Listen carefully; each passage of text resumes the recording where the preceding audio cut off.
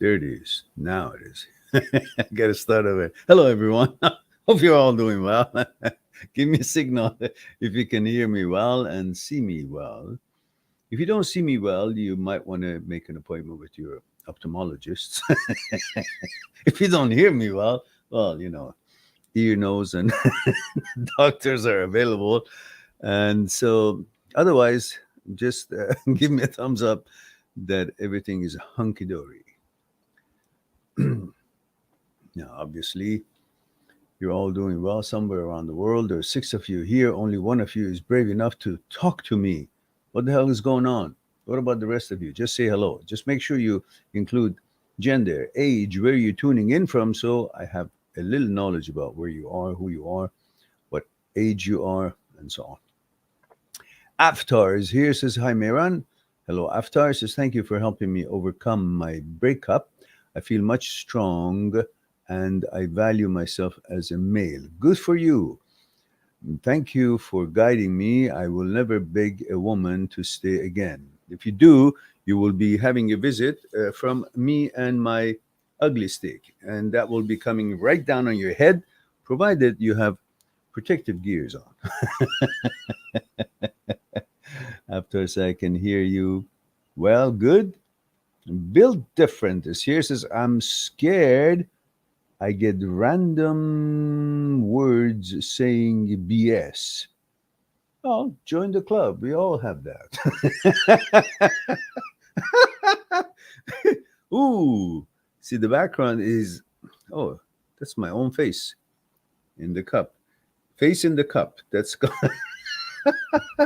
so let's see what else does it say. Oh, now.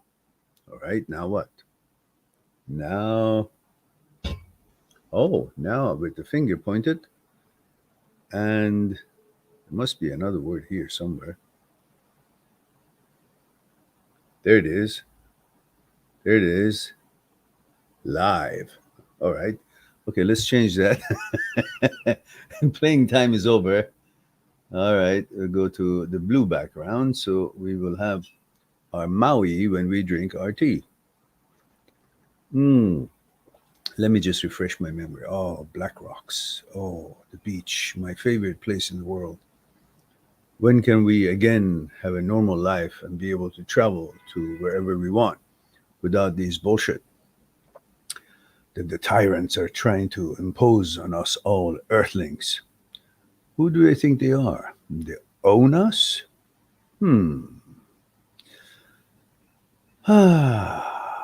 Build differences. No, it's not BS. It's random words saying gay stuff.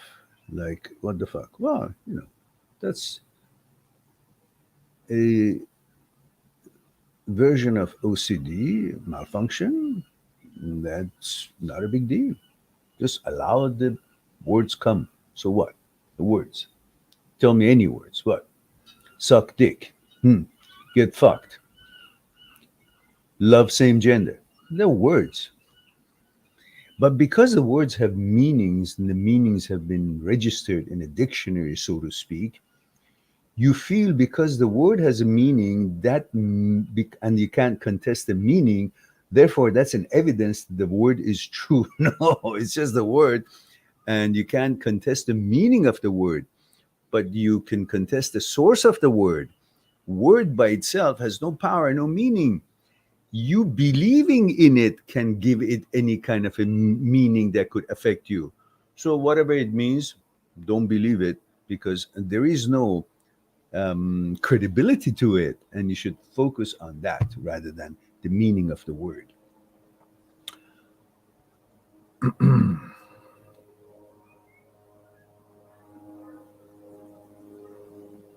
Yeah, what you heard is total bullshit, built different. So stop hearing things and educate yourself. Scientific and psychological understanding of the movement of the brain, the movement of the psyche, and stop listening to the bullshit. I heard this. What do you mean I heard this? There's so much studies and science behind it. Wherever you hear it, they have ulterior motive. That's it. Yeah. Yeah. Build differences. I'm a straight man. Yeah. Whatever you are, you will always be the same. The thoughts that show up has nothing to do with your gender or changing you. These are psychological challenges, and there's science behind it. Why? What happens? And soon I will have certain articles that are all scientific, explaining what happens in OCD and what the brain's malfunction is all about, which I've explained it in detail in many of my videos, including the two major playlists, which I really don't know how I got that energy and focus and research to complete those videos, or what was I on that I could actually analyze it so clearly. But it's there now for you guys to enjoy and educate yourself. In the playlist, intrusive thoughts, transient thoughts, OCD, HOCD, negative thoughts, I've discussed the interpretation of thoughts that show up and the emotions that show up in your brain, and then how the body reacts to it, and what's the association of it in the brain is, and why it comes to be something that you misunderstand and refer to it as, oh, it's a homosexual tendency. Or if you're homosexual, that would be heterosexual tendency. Whatever your thought is conjuring up, you will understand what the association of it is in your case. And then I have another playlist, which is not talking about interpretation of thoughts and any meaning or association of it to the concept of sexuality or anything to do with you in your head, and you understand that. This one has a lot and all to do with understanding the separation between brain and you. The problem with us mostly in OCD and HOCD and subsets of OCD cases is that you mistaken yourself with the brain. You think brain is you, so what it says you must follow, or it means anything to you or should mean something to you as far as your persona, your awareness, your being is concerned. When you understand through these videos in that playlist, which scientifically is proven, I have proved it philosophically and based on neuroscience and neurosurgery experiments that has been done by famous surgeons and doctors. It is now proven, not just since 1,000 years ago, what Aristotle was discussing about the dualism and there's something beyond the brain in us. Also, the modern science has proven this idea that there are aspects of you and the mind that the brain cannot even reach, let alone be your master.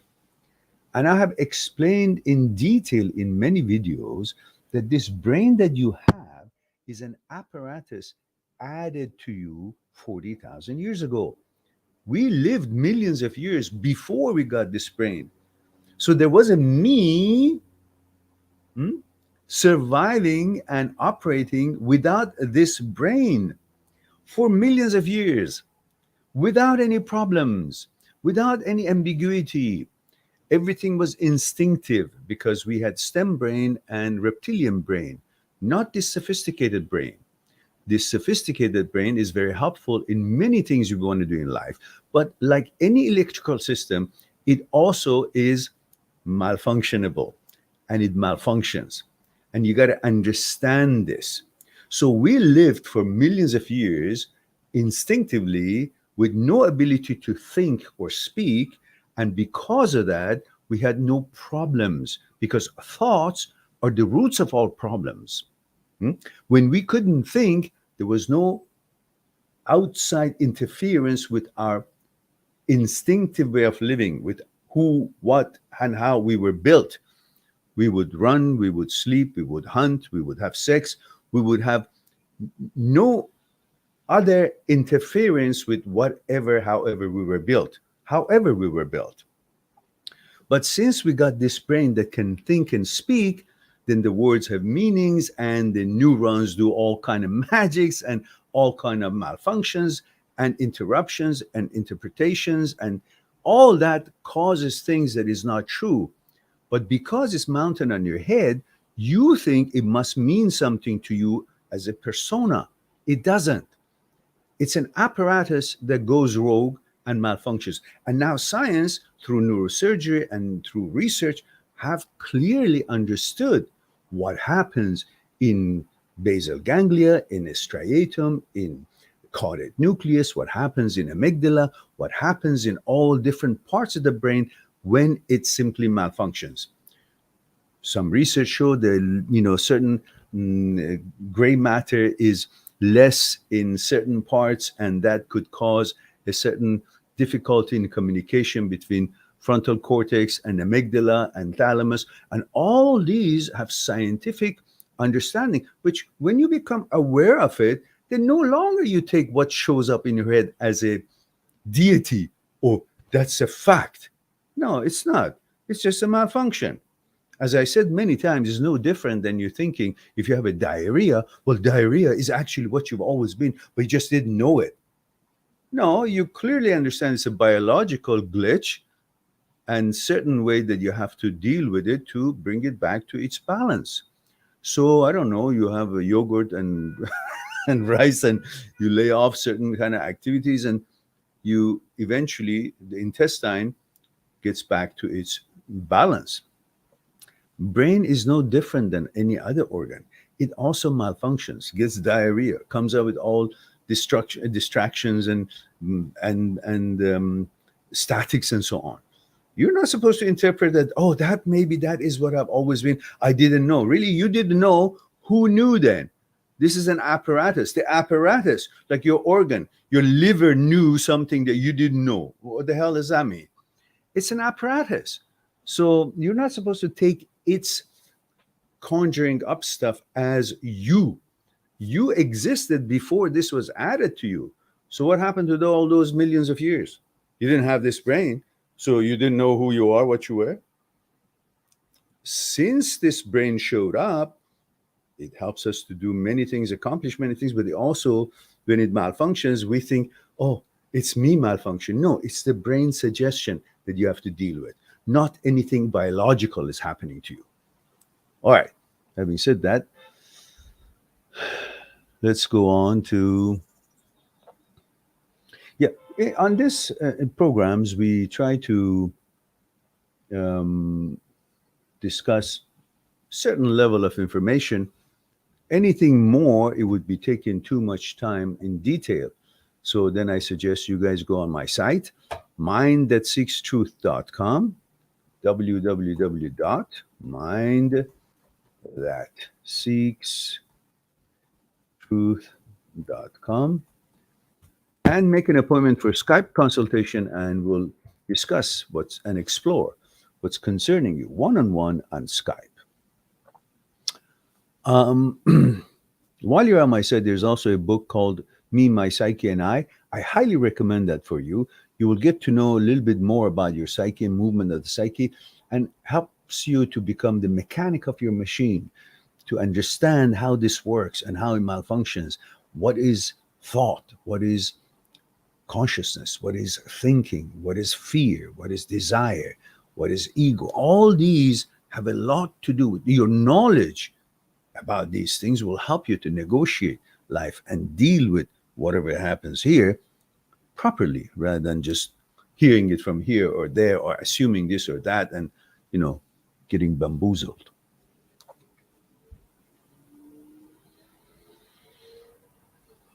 All right.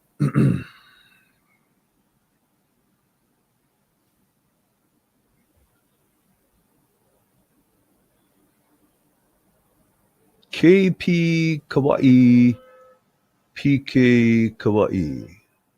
Are you from Hawaiian Islands? Or what is it? And if you are, which island? Or is it just a screen name you've chosen? It says, do people can fully remember, guys, for you guys to get your question answered, I need to know three things: age, gender, where are you tuning in from? Three things. It will look like this: M, I don't know, 32, I don't know, Germany. Or F for female, 41, and I don't know, Japan. I don't know. Anyway, or whatever your gender is, you say that, age, and country, or the city. Okay, put it. Now you guys know. So then I get to your question. Otherwise, I go over. So Luke says, yes, it means absolutely nothing. Go off. Okay, you're talking to somebody else. Okay.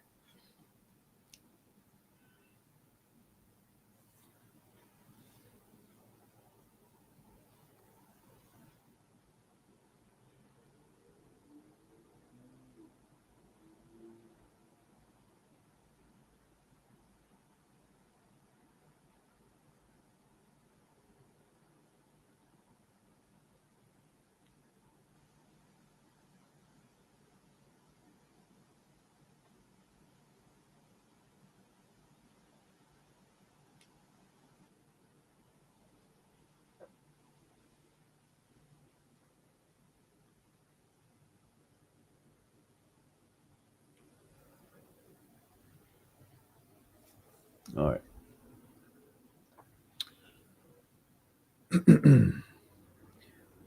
Build different. Just educate yourself about the stuff that I said and don't panic. Nothing has happened to you, nothing will happen to you. Relax.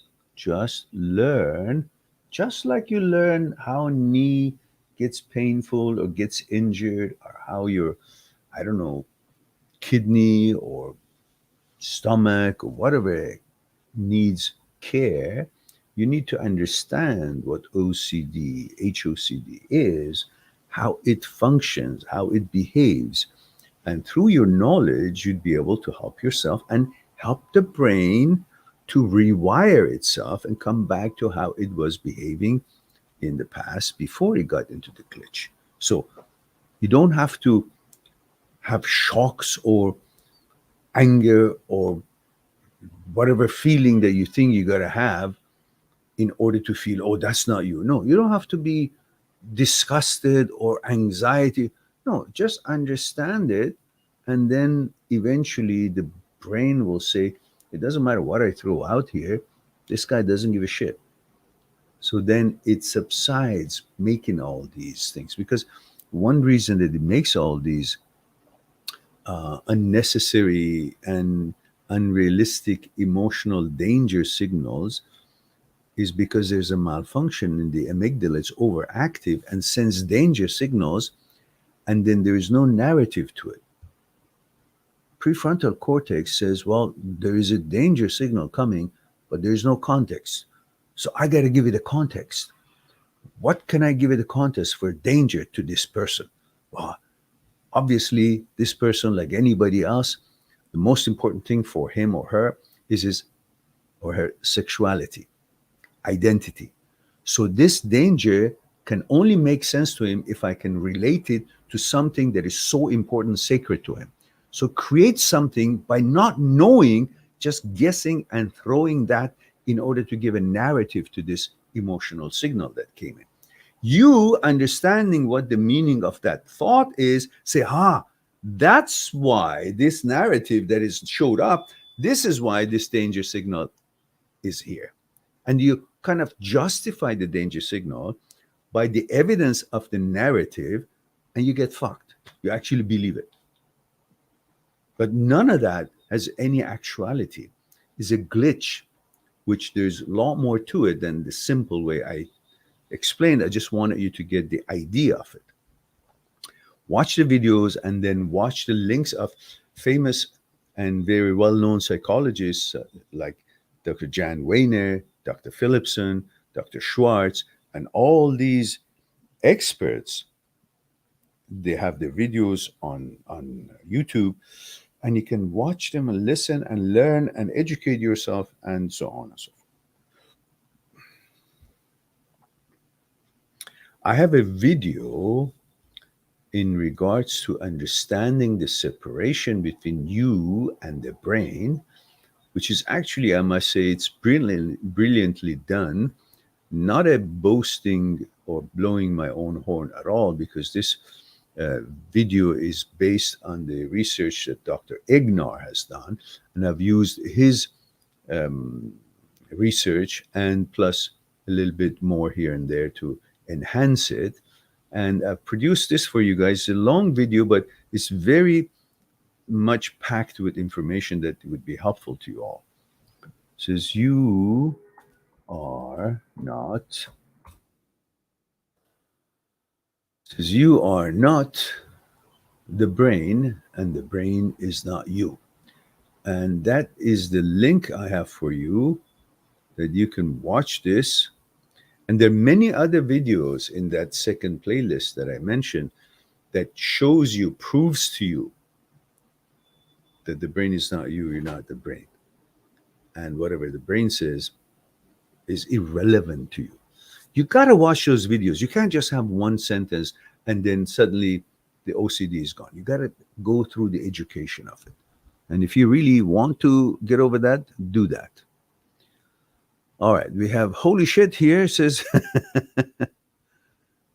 again, guys, I will not respond unless I have those things that I've asked for. age, gender, were you tuning in from? So I'll just have my tea and don't respond unless I get those. Luke says male 20 LA. Thank you for that. See, I now have some kind of idea. It's a man, the age is 20, and where the cultural background may be connected, at least to a point. Yeah, I know he could be from LA, but he could be, I don't know, from Japan or from Germany. But still, I have some kind of an idea. So it says, with all the thoughts I have had regarding OCD and all the tests I have done, sometimes I feel like less of a straight man than my peers who would be disgusted by these thoughts. No. Yeah, we all have learned or thought what we are not is disgusting. That's a cultural effect. And otherwise, if there was no cultural influence and you were living in an island and some people were of different inclination and you are a straight man, you wouldn't have any specific opinion about it. Naturally, what you are is the most favorable to you, and what you're not, it doesn't interest you. And to some people, could be a little bit more exaggerated in their reactions, to some less. But this is normal for everybody. I assume it is for any gender. For example, a person who is homosexual probably would not consider being straight something that he or she would enjoy to be and would have a certain reaction towards it. And that's perfectly fine. And so you have a certain reaction. But some have more, some have less, depending on what kind of a mentality they were raised in and what kind of a society and what the reaction of the society collectively has been that has formed the content of his or her consciousness, and he reacts in that way. But it's not a prerequisite to react in any harsh or exaggerated way or disgust or anything like that in order to be sure that I am against that, I am for what I am. I'm a straight man and this is how I should do. You don't have to. You can simply understand people are different, and it doesn't make me more man if I am disgusted by something, or less man if I'm just say, well, to each his own. I'm more relaxed if I know what I like, and to each his own. I don't bring any negative feelings to myself, and I enjoy what I enjoy. I love women. I appreciate them. I enjoy them. They like flowers, and I enjoy that. And some other people like something else. Why would I care? Why would I have to be violently disgusted? Yeah, because that's something I find it not suitable for me, and I want to have nothing to do with it. Fine. But anything further than that doesn't serve any purpose. You think you have to be animated and you have to express certain kind of a dissatisfaction and disgust in order to have the observers, which are the other members of the society, see your reaction, to understand that you're not among or in agreement with what they are not in agreement. You don't need to have other people's opinion about how your reaction towards something is. But this has been something that has been incorporated in your culture, that you're supposed to be part of the pact, and the pact has a certain kind of a reaction towards certain thing. So you got to express it in such a way that they would also see that you are in line with their values. You are in line with your own values. Now, whether they know it or not doesn't matter. So you don't have to exaggerate about it or be animated about it or have strong emotional reactions toward it in order to be certain kind of a kudos or affirmation by the peers or the other people who are within the same gender. Ah, leave all that bullshit alone. We're all human beings, and I like what I like, and that woman or that man who likes what they like, and I don't want to have anything to do what they like, and they don't want to have anything to do with what you like. But there is no reason to be um, extraordinarily disgusted. You just don't want to be around that sort of a lifestyle, or you just don't want to be involved in that kind of a exposure, and fine. But you don't have to hate anything or anybody. You don't have to be overly reactive to something that you don't find it interesting. Many people are interested in some things that you're not, and you're interested in some things that they're not. If we were all supposed to react so harshly on what we don't like, on what other people like that is not in line with our values, we'll be all so stressed out and always ready to get at each other's throat. What for? Nobody's, hurting anybody by what they like and what they're involved in without in affecting your you know preferences, and they're not you know introducing it to introducing something you don't like to you. You might like yogurt and somebody doesn't like yogurt. You may not like pudding and somebody likes pudding.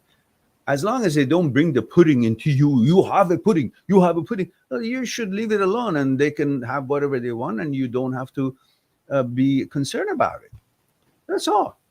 So, yeah, if somebody comes and tries to shove a pudding into your mouth, then you can say, hey, fuck off. Or I'm not interested. Hey, let me alone. But before that, there's no reason to any. I think I've said enough for you to understand that you don't have to have a harsh reaction in order to prove to yourself that you're more manly. No, be who you are and enjoy who you are, and others can enjoy whatever they are and whatever they prefer. Holy Shit says, male 32, Germany, guten Tag. He says, if you have been a codependent part in a relationship for a long time, how can I help myself to let these thoughts go? My break was 6 weeks ago after 10 years. You're a male, you've been codependent on your woman. So I guess it's time to grow up. What's there that you can't do for your life? I don't know what the situation is. Was it financial, physical? What was it that you were so codependent? Is it emotional? Why emotional? You got to work on that and stop being codependent on anybody, not just this one, anybody. Why should you? Why should you be so needy? Don't you have anything to offer? If you don't, why are they with you? Obviously, you have something to offer. So, what the hell is it that you think you're less than them? Because you're so focused on your own needs that you think what you need is the only thing that it really is important. They're doing you a favor by allowing you um, to satisfy your needs, or by allowing you to use them as a facilitator to satisfy your need. And you only focus on what they can give you rather than, in fact, what it is that they're taking from you, and you are actually facilitating for them or giving them. So have a little respect for yourself. And I don't know enough of the story. Either you can make an appointment with me or elaborate a little bit further, and we'll see if I can understand what the real situation is. But being codependent, what good does it do for you? You're always waiting for somebody to give you a handout. So there you go. Okay, okay, I'll be here. I'll do. So it's like dependent on any kind of a drug.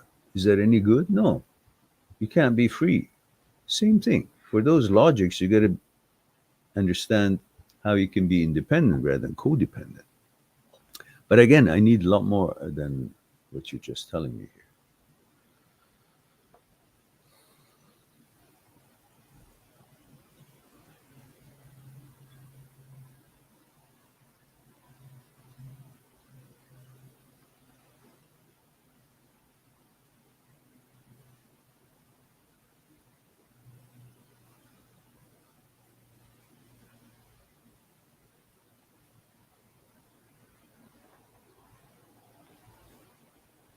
Build differences. I'm afraid I don't have enough worry to the damn thoughts. Oh, we discussed that already.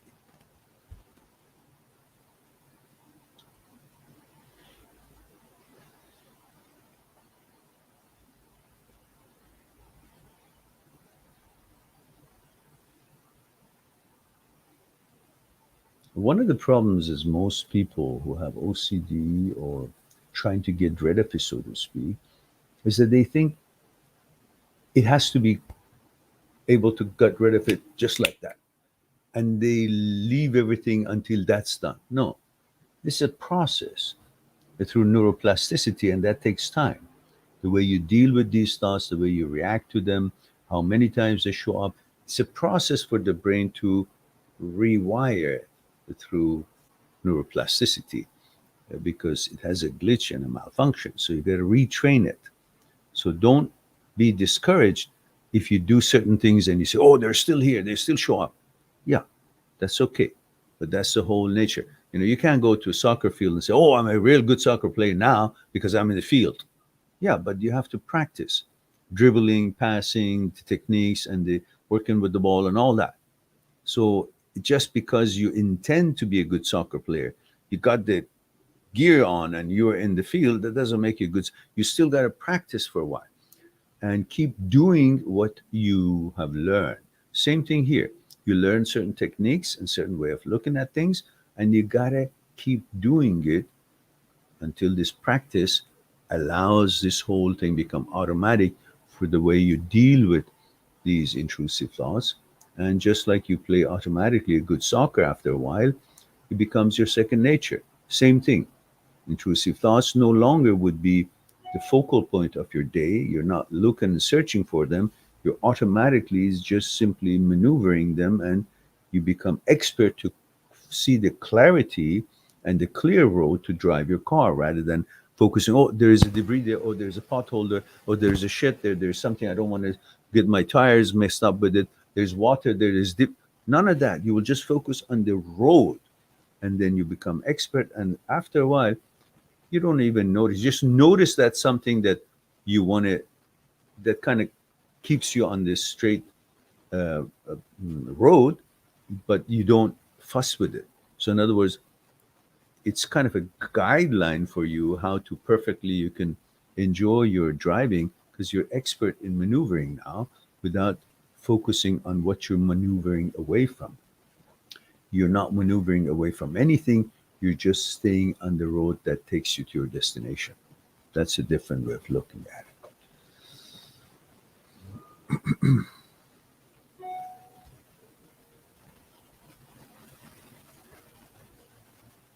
Ezio. Ezio, again, I think you didn't recognize. We have a little prerequisite here. Age, gender, where you tuning in from before I can read your question. Luke says, thank you very much. You're quite welcome.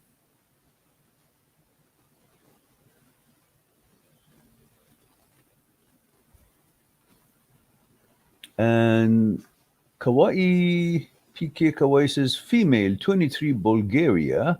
Says, any tips on how to stop being so obsessed with physical imperfections? Whose physique is perfect? Very small percentage. And when their physique is perfect, it doesn't necessarily mean that they're perfect. Your problem is that you think your entity is limited to your physical appearance. And if that is perfect, then you're a perfect person. Far from it. There are many people who don't have a real physical symmetric beauty as we think, as different people think what beauty is to them, but they're actually very, very amazing people with their ability to help people, with their ability to create something, solve something, and learn something, produce something, figure out something. All these abilities got nothing to do with their physical presentation. So the life as we know it, at least, is in two parts. Well, three, but two parts: physical and mental. Um, I always use this example that when I was much younger and working for a company, and I think it was maybe I don't know, 25 years ago.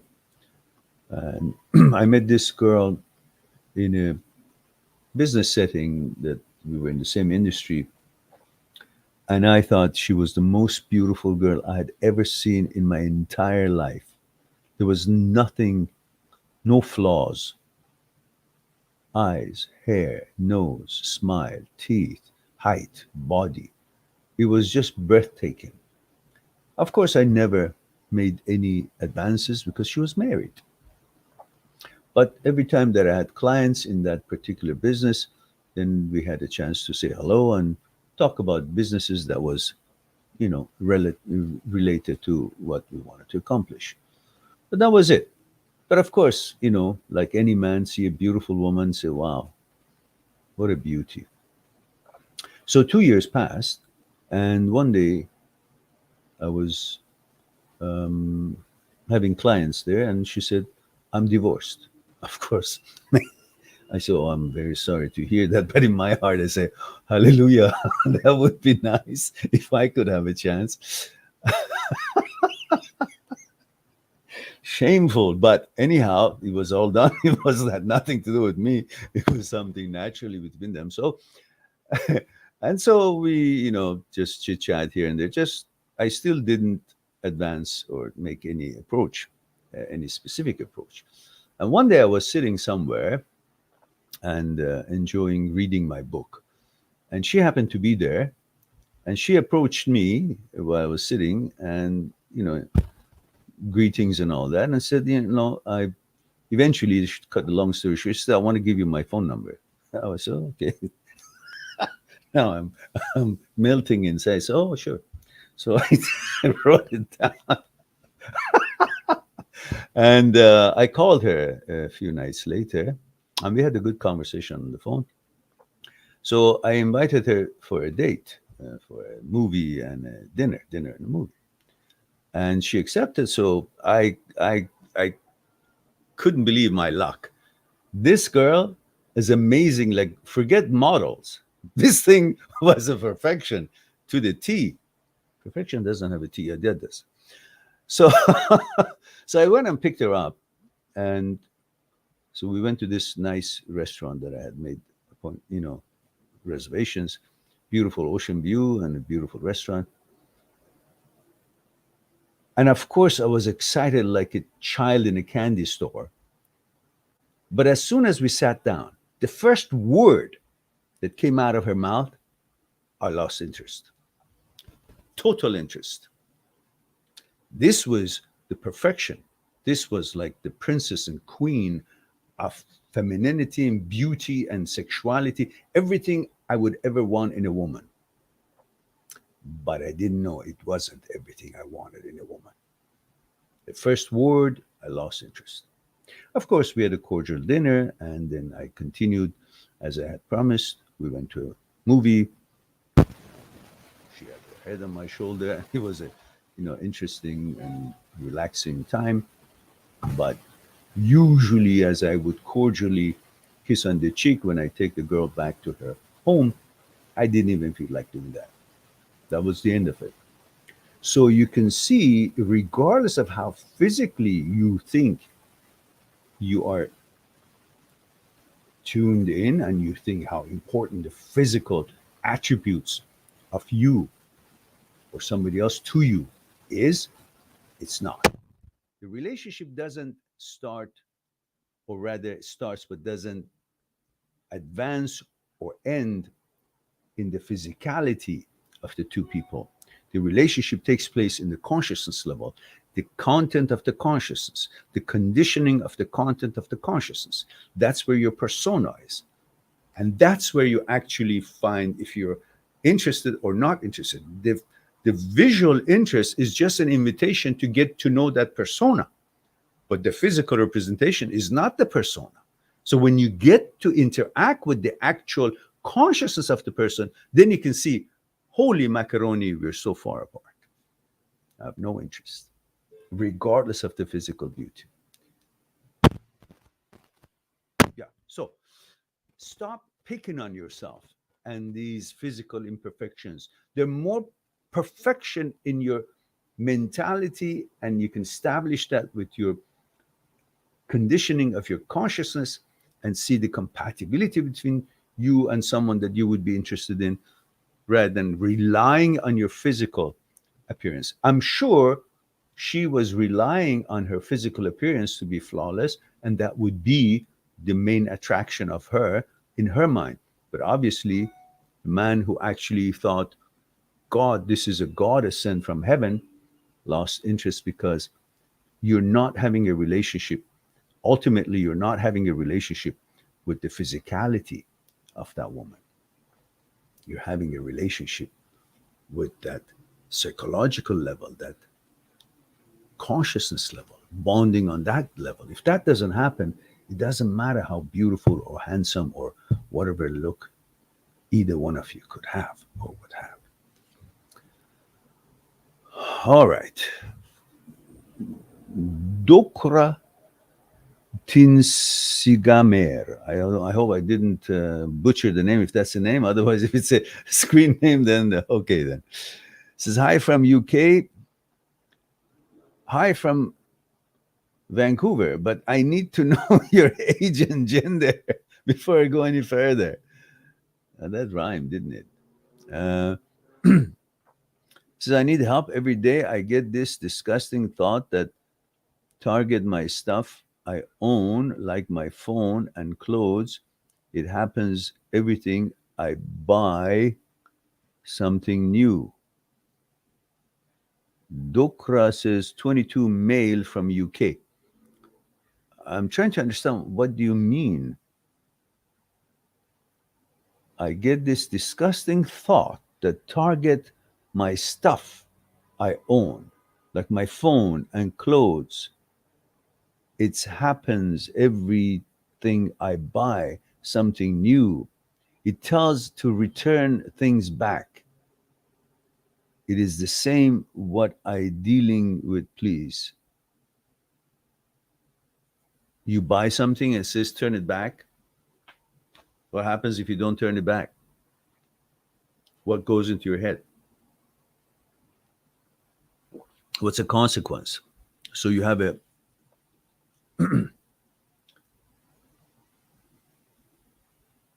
obsession to do something. It doesn't matter if it's turning a merchandise back or touching the light switch or washing your hands 50 million times, or checking the oven if it's turned off, or making sure the door is locked. It's an obsession to do a certain action. And to you is returning the thing that you bought. And you do that because you're looking for psychological security. You think things will be balanced if I do this action. And if I don't do it, what happens? What's the consequence if you don't do it? Maybe you don't have any physical consequence for it, but you think if you do it, you feel good. So you return it. That's a compulsion to return it. So you do the compulsion for the obsession. Now, the reason that it's been continuing is because every time you return, which is a compulsion, you feel, now I feel good. Now everything is balanced. Everything is okay. Which at the same time, dopamine is secreted in your brain. A good feeling. Announcement of something good has happened or is about to happen, or you're making an effort. Just like when you just leave home with that item that you bought towards taking it back, and you haven't taken it back, but you're going that way. That effort already makes you feel relaxed. Dopamine is created. So every time you do this compulsion of returning, there's a feeling, comfort feeling, balance feeling. Dopamine is secreted. And because you've been doing it often, now you're addicted on that dopamine. It's not necessarily just the compulsion that you got to do because of the obsession. You're also doing it to get that good feeling back, the balance back. So in other words, in order to get that dopamine, you keep buying stuff because with buying stuff, I'm going to have when I return it. So you keep buying stuff that you don't need just so that you could feel when you do the compulsion, and that makes you feel good because it makes you feel good. It's a compulsion also makes you feel good because dopamine is secreted. And before it gets too long, I don't know how long you've been doing this, after a while, because goal finding center and reward center, the dopamine reward center, and habit center, they're all in the striatum in basal ganglia in the midbrain. The habit center is also being conditioned every time the dopamine is released. So before you know it, it becomes your habit. You no longer are doing it just for the compulsion, the obsession. You're no longer doing it just to get the dopamine, to feel You're now doing it all because of its habit. Even it is proven in the experiment that Dr. Anne Grable, using her postgraduate study called Smith from MIT, in the experiment they did in the lab with the rats, they trained the rat to listen to two different kind of a sound and be geared to follow when one sound it rings, goes forward, makes a left turn, gets the chocolate milk. The other one goes forward, make a right turn, gets sugar water. And this goal finding, and every time that it found that and got the chocolate milk, the reward, it was continued so many times that now when the bell would ring, the rat would go towards the chocolate milk. It happened to like the chocolate milk a lot. Even when they had put some drug in the chocolate milk that would make the rat vomit. So the reward was laced with something that would make the rat vomit, and rat knew that every time that he would eat this chocolate milk, when the bell rings and goes and makes a left turn and eats the chocolate milk to get the reward, that reward is going to make him or her vomit or feel nauseated. But he will still do it because this has been done hundreds of times, and it's no longer is doing it for the reward. It's doing it because it's habit. So habit takes over the effects of the reward, even if the reward is actually detrimental to you, don't like it. So you're no longer, after a while, you're not doing the compulsion because of the dopamine to get the reward. You're doing it because it's your habit, because the habit center is right there. Every time you do get the reward, the habit center is also being stimulated. So it is very important for you to come to terms with it and not to continue these compulsions for the reason it's going to affect your health eventually. Why? Because it could actually be detrimental to your health, just like the rat is going to vomit every time, but he's doing it anyhow because it's his habit and he's got no control on it. Habit is going to be more difficult to get rid of than the stages of obsession and compulsion and reward, the dopamine. So I hope that is something that would help you out to understand how important it is for you to focus on, why am I buying this? Because I'm looking forward to get the when I return it, to get the dopamine. That's not a good motivation. So I should know I shouldn't buy this because it has no use for me other than that reward that I'm seeking. And then you rationalize it for yourself and learn that you can endure not having that dopamine by returning it and not buying these things from the beginning, in the first place. And of course, consider what's the consequence if you don't return it. What's the consequence if you don't buy it? And so you take steps on that. Yeah, how to stop the habit, that's another discussion. Then usually you will relate the habit to the health. They found out that the people who wanted to quit cigarette,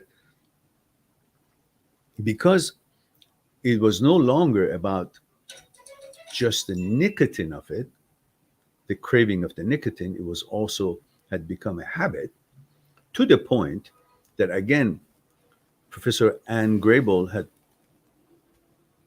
done a research to show that the cluster of activities to the brain could look like as one activity. So in other words, if you ask a person who just went out and bought a cigarette and tear up the cellophane and tear up the package and put one dead stick out and put it on his or her lips and then clicked fire, keeping the fire 2 inches above away from his face, which is contrary to what we are taught, stay away from fire, but they would do it. And if you ask him, are you aware that you did all these 5, 6, 7 steps? He says, no, I'm just only aware I'm smoking. So all the clusters of these activities to the brain represents only one action, smoking. So in order to stop the habit, they had to rely on enforcing the idea and the information about the effects of smoking on the health. When they connected that habit to the effect of it on the health of a person, they found lot more percentage of the people would be successful in kicking that habit out, because it's now connected to their health. So you don't want to make it more difficult. Stop it from now.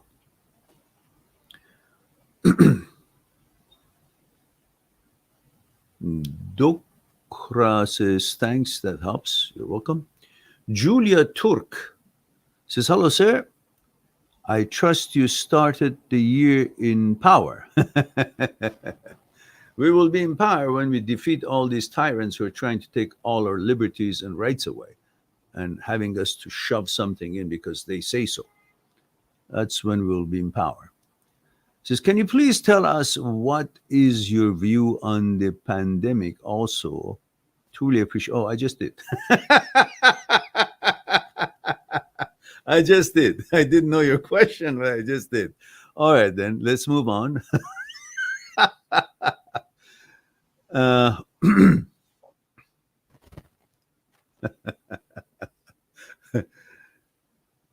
Ash says, don't get Mehran started on the pandemic. You know what I mean. This will quickly turn into a. Yeah, you read it yourself, guys. And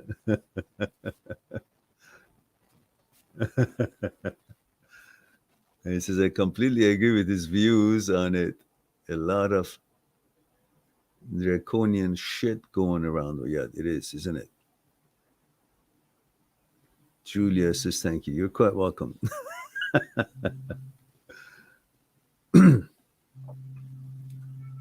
All right.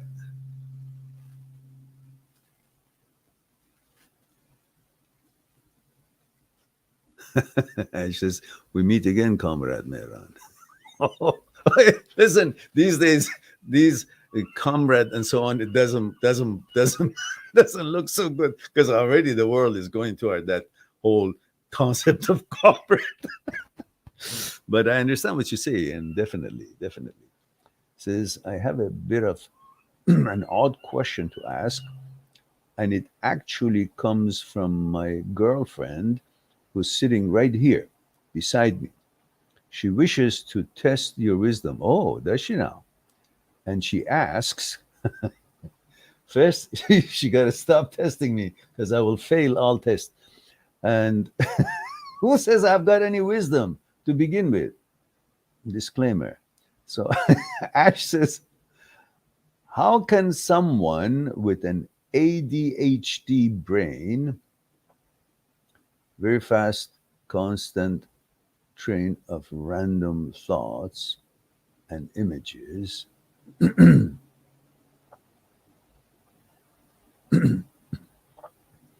get better sleep at night She struggles to fall asleep and doesn't sleep deeply. When she finally does, by the way, your hair is looking on point lately, brother. Very esteemed and noble. Yeah, but there's not much in it, not much left. There was two times in my life that I spent lots of time on my hair.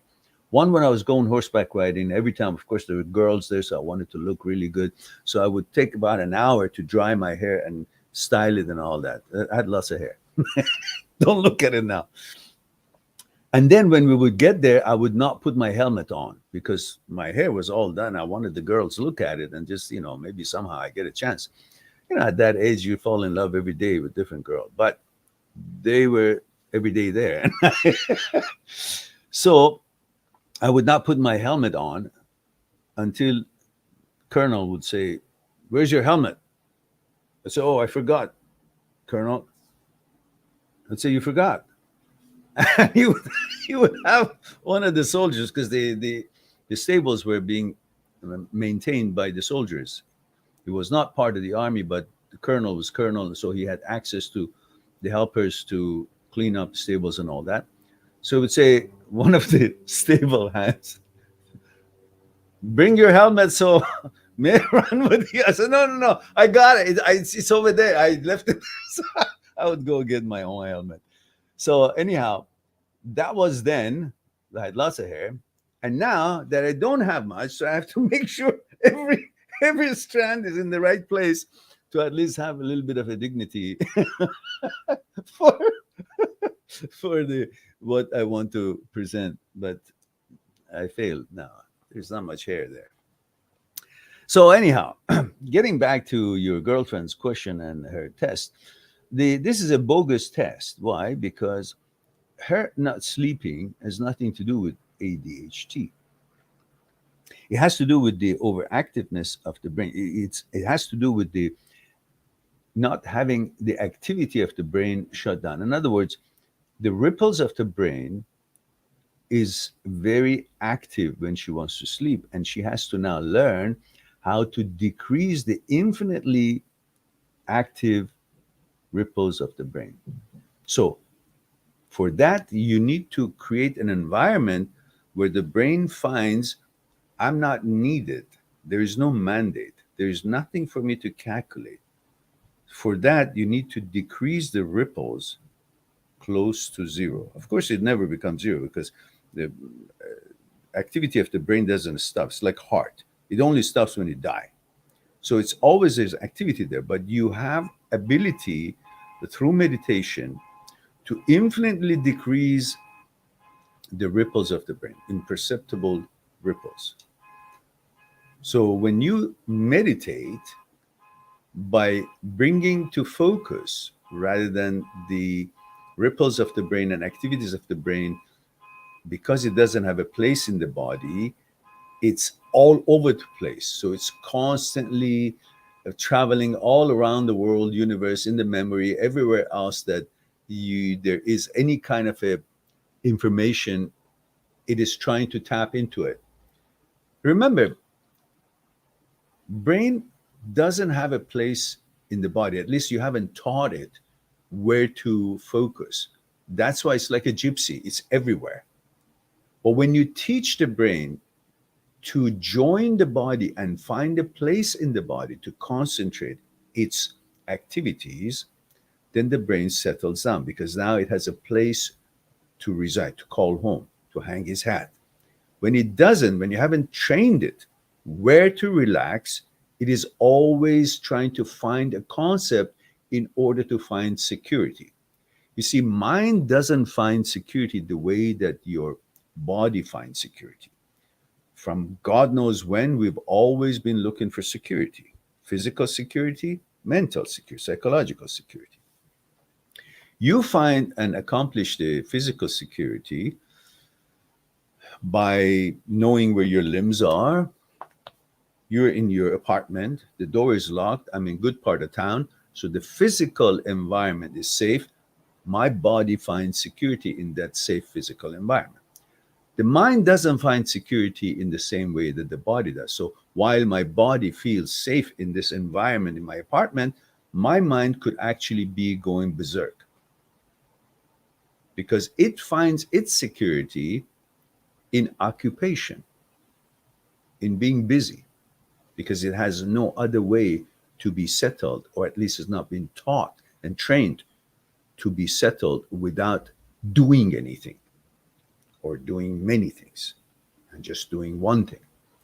When you reduce the activities to one thing, in other words, instead of stopping thinking, you give the brain something to do, but one specific thing to do. And it becomes really good at doing that specific thing to do. What is that? The way you meditate. You teach the brain, this is what I want you to do. And there's a certain way of meditating. There are different ways. And I have um, instructed many different um, episodes of how to meditate in our live streams. So you can just go in and search for meditate, and then the videos will come. So once you teach the brain how to sit and think about one thing, so you give it something to do. When you give something to do so simple, it's like an engine of the car that is on, but it's on idle. So it's on. So engine thinks, okay, I'm on, I'm working, but it's doing only one thing, just to be on, not moving the car. In that way, your mind starts relaxing because it's doing something, but it's not doing something. It's an idle. Why? Because you gave it a mandate, you gave it a task to do, and that task is important enough for it because you told it to do. Therefore, it relinquishes all other tasks to do this one simple thing that you want to do, which means it decreases the ripples of the activities that is normally overactive and settles down. And when it settles down, you sleep. So the key is to teach the ripples of the mind to decrease in their activities, and that comes through meditation. It has nothing to do with ADHD or any other thing. It has to do with the activities of the brain waves. So you decrease that by teaching it and training it, and after a while, it will just be conditioned like a dog has been conditioned to do this at this certain juncture. When I bring you here, that's what you sit. Same thing with the brain. After a while, it learns when you sit or you go to bed, it triggers that it's time to decrease the ripples, because every time you meditate, it decreases the ripples. Now, every time you sit in a meditation style or you lay down in bed because you do your meditation in bed, it decreases the ripples and falls asleep. So every time after that, even if you don't meditate after a long while, when you go to bed, it just you sleep, because it has learned this action, going to bed, is the same as a signal to the brain to decrease the ripples of the activities of the brain.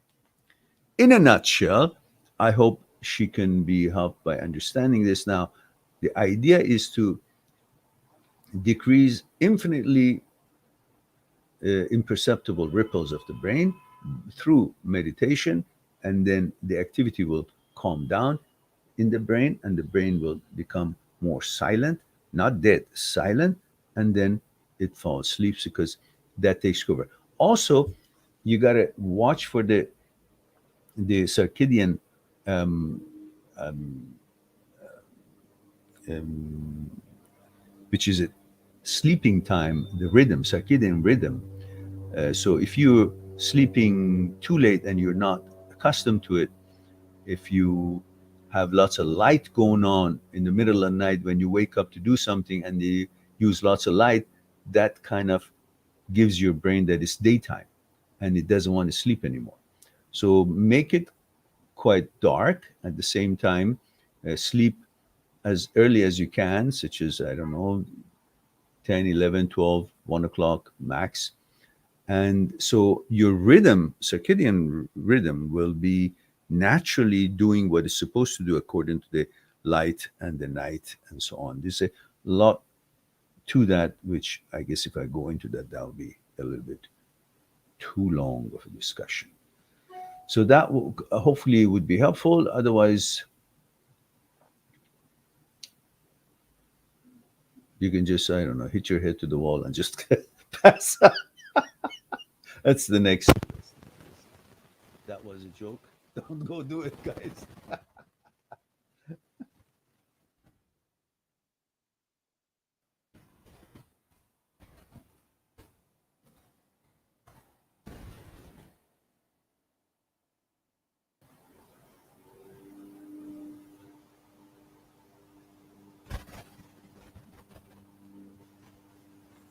All right.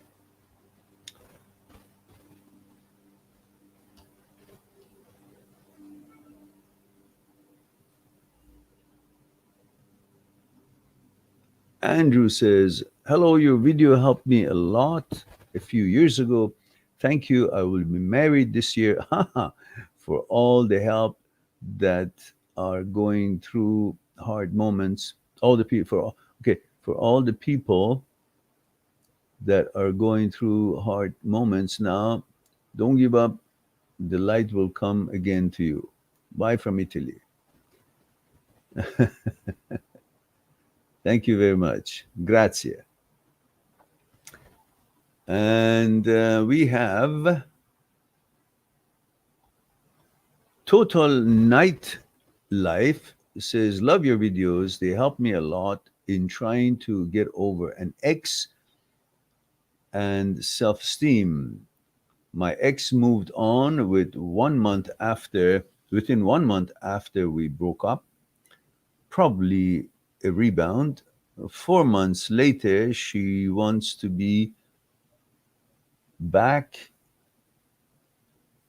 She wants No, she went to the bar I work trying to find me and told me she still loves me even though she has a boyfriend. She then slept with me and said she loved me and said she didn't have feeling for her boyfriend and wanted to break up. The next day she left me and told me to stop messaging her so she can try and be happy with him. So I stopped. I'm so confused. Why are you confused?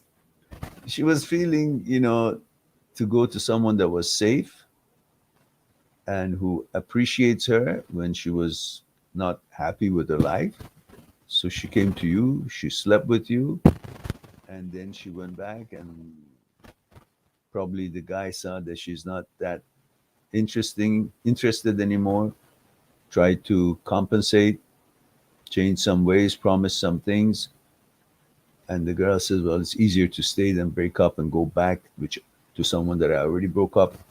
So the only confused person here is not you, is her. She's fucked up. So if anything that you should consider is to consider 100% never let it come back to you ever again. And don't even be bamboozled thinking that she's thinking right. She had her chance. She left you. She can now go and enjoy her life. She came and slept with you. Okay, fine. That's it. Don't fall for it. That sleeping is for her benefit, not for yours. And she needed to do that. She didn't do you a favor, but don't fall for that trap. Ash says, thank you, Miran. I thought you were never going to answer the question because you started reminiscing about your hair. So thankfully, you came back to the present and provided a great answer. Yeah, well, when I know how to milk it, yeah. There's a time here. Says, ironically, it looked like you were going to fall asleep while you were explaining how to go to sleep. Yeah, it's, when I talk about meditation, I just like to go and meditate. But also because there's a beautiful sunlight out there and it's hitting me right here. So when I close my eyes, I'm in the element and focus to deliver as best as I can. It's part of, um, it's very important the way you want to say something. There are two things. My father always said there are two things in communication. One is the content that you're trying to deliver, and one is the form in which you're delivering the content. And they each could complement each other or work against each other. Like if I have something very valuable, but I present it in such a way that it's not delivering properly, that reputable and credible information cannot be actually interesting or sit in the hearts of the listener because the delivery, the form that it was presented was not proper. Or sometimes you don't have a real good content, it's pretty much nonsense. But the way it's delivered in such a way that it sits in your heart, you can see that many, in different places. Imagine a beautiful dish of food, very tasty, very high quality, but it's delivered in some kind of a shabby looking, dirty plates, and not, it doesn't matter how delicious and nutritious the food is, you don't want to eat that because it's the form it was presented, delivered is not palatable, it's not proper. And sometimes the food is not really that delicious, but the ornamental and the whole hoopla of it and the presentation and the dishes so beautiful, so clean, so colorful, all of that makes you feel that that dish is very appetizing and you want to try it. Yeah. So same thing. Sometimes, it's important to focus on the delivery. Um,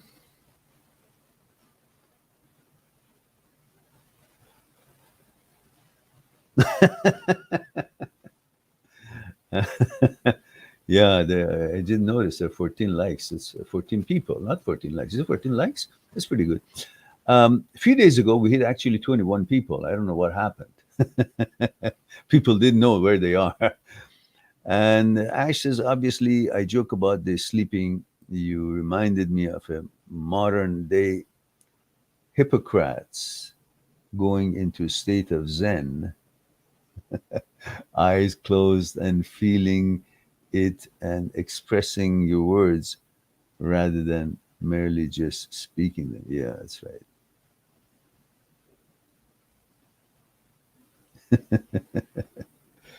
Yeah. So tell me, did your girlfriend understand what I was trying to deliver?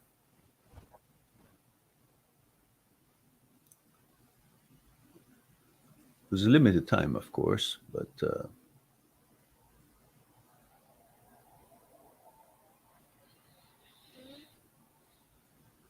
Royal Doyle is here. Is male 26 from Missouri.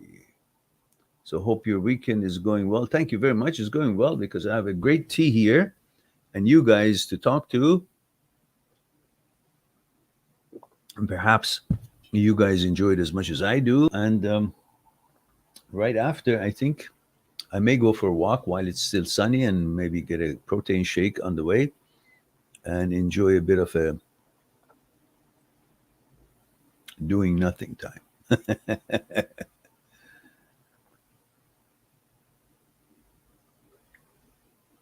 Just remember one thing, guys. World is going through a turmoil. Earth is being hijacked. Our democracy and freedom is being hijacked. Understand your duties.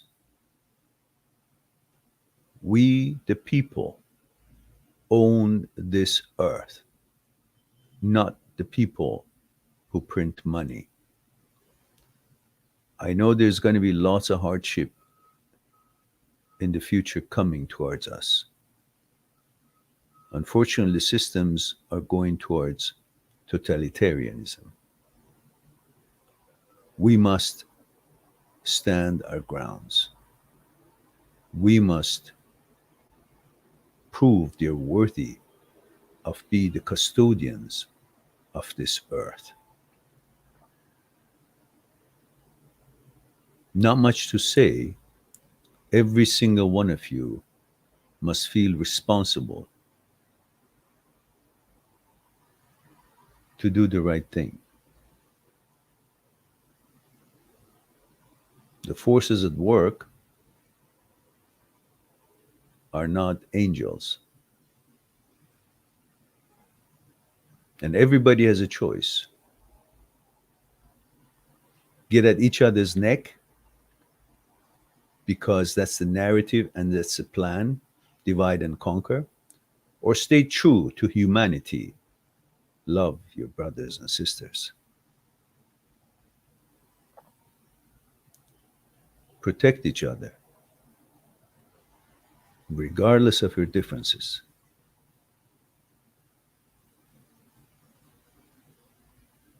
When governments are not able to convince people of the benefits of something, but they want it done, that's not for our benefit. That's for their benefit. They will coerce and they do whatever they can, which is using force. The people involved in using force, they have a choice. Be humans and don't be fooled by the promises of elite and focus on their services and protection of people, or be against the people, which they will go down in the history with that kind of a reputation. So I hope everybody understands we have a duty toward the lifestyles that we have. And we all nations gathered and defeated tyrants in the World War II. It doesn't make sense that we now turn what we fought for to gain back to what it was before we start fighting for it. Having said that, before we get canceled, we stop here.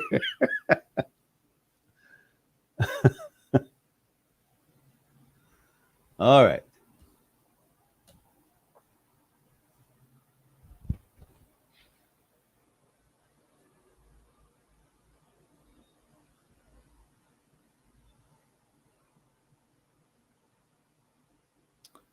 And Ash says 19 likes now. Oh, that's good.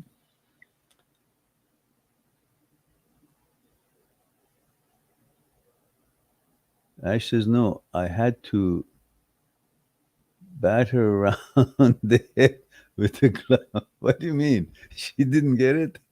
Oh, I'm sure she did. If she's with you, she must be a smart girl. Huh? Because you're no dummy and she probably knows you're a good guy.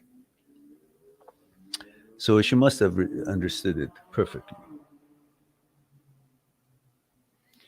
Julia says, I've been selling my dolls and twirling around money for bettering myself since 6 years old. Good for you. Worked 18 hours shifts for 16 years. From 16 years old. Wow. And now I have been working in a 9 to 5 multinational company. Uh-huh. And Julia continues, I want to quit since I don't want to work on a laptop anymore. I don't want to work digitally. What should I do?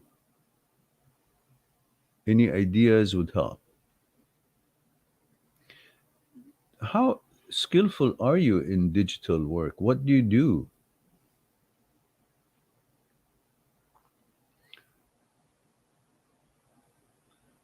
There is this song, This Land Is Mine, by Andy Williams. Very beautiful. Yeah, it is, isn't it? Julia says, may God bless you and keep joy in your heart. I thank you very much. May God bless us all. Keep us united. They can only win if we start getting at each other's throat. And that's the plan. Don't fall for it. Protect each other.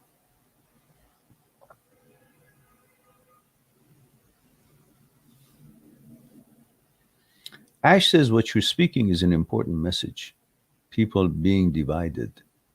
And that is the intent here. That's clear. Why thoughts? I'm not sure yet. Why though? I'm not sure yet. Oh, definitely know that you know.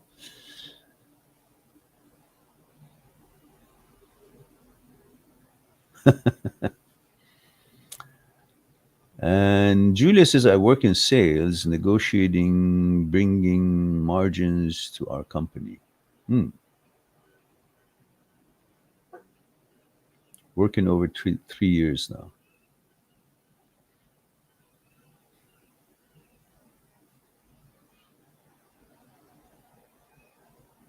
Julia says, I also master photograph. Photoshop. Oh, really? Premium.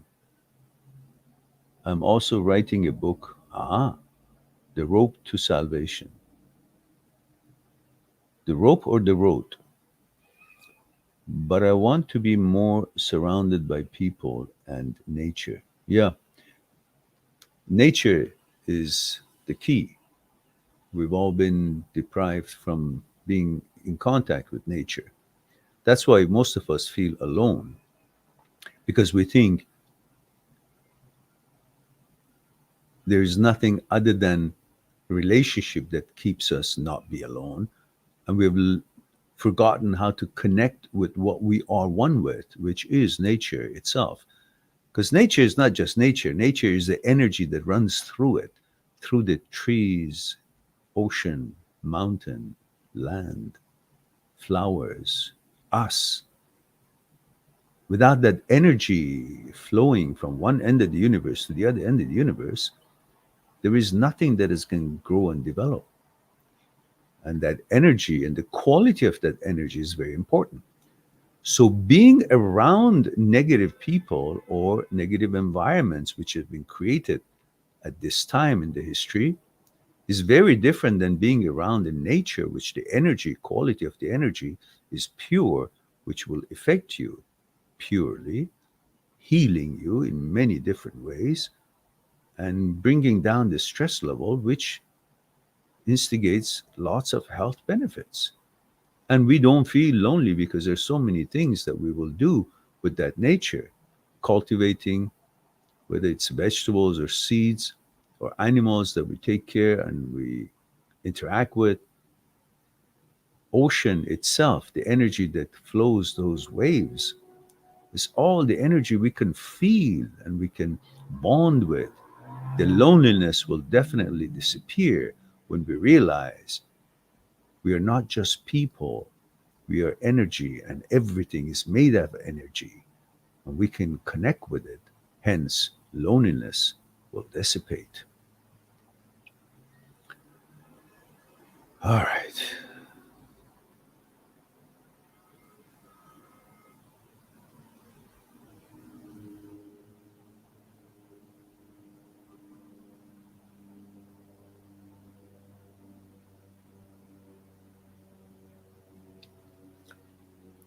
Well, guys and gals,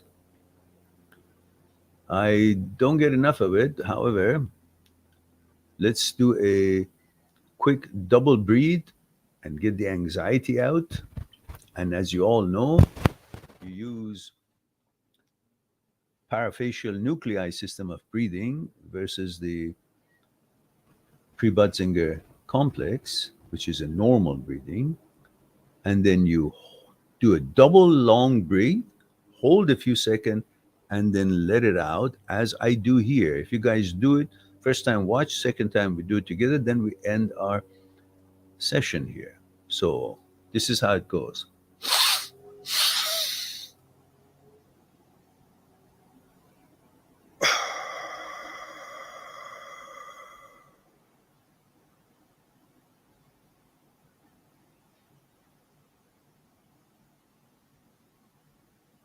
Amazing feat. So do it with me. Two long breath, hold and exhale.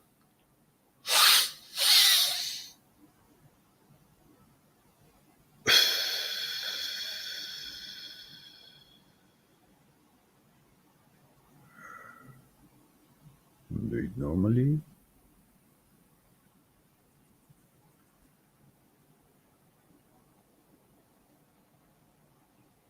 Whenever you feel like it, open your eyes. This is something you can do at any time of the day when you feel anxious or depressed. And it jolts you out of the groove that you have been creating in that negative emotion or anxiety, pushes you out, and you find a window to continue activities with different energy quality.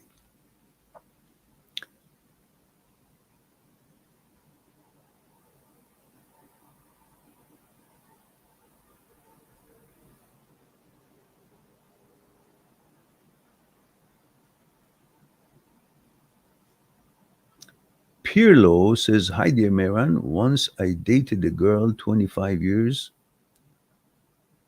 old, 25 years old. She was cluster BPD. What, bipolar you were talking about? Do you think she's able to maintain a healthy relationship? Do you mean bipolar disorder? Is that BPD stand for here for you? What is the cluster standing for? Symptoms of cluster? I don't understand that.